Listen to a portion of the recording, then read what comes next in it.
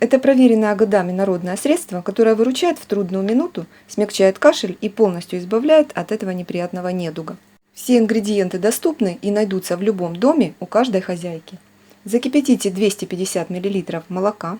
Это можно сделать в любой удобной для вас посуде. Я это делаю в турке.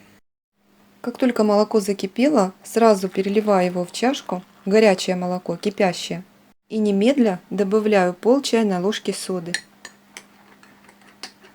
Посмотрите, пошла реакция. Это значит, вы погасили соду. Вот оно, получается такое густое молоко с пенкой. Пока молоко еще горячее, добавляю примерно 1 столовую ложку сливочного масла.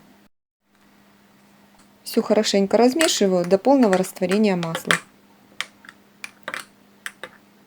Теперь нужно подождать, когда молоко остынет, градусов до 40 примерно, чтобы оно было еще горячее, но не обжигало. И только после этого добавлять мед. Вы можете взять любой мед, тот, который у вас есть. Липовый, например. Вот у меня малиновый мед. Мед, перетертый с малиной. Добавляю мед по вкусу. Главное не добавлять его в кипяток. Подождать, когда молоко остынет.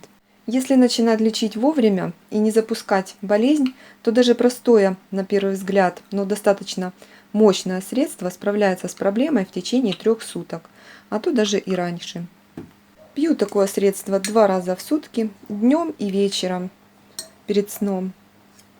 Затем следует укутаться в одеяло и пропотеть. Вкусное лекарство готово. За час до еды его пью или через 2 часа после еды. Во второй половине дня и ближе к вечеру.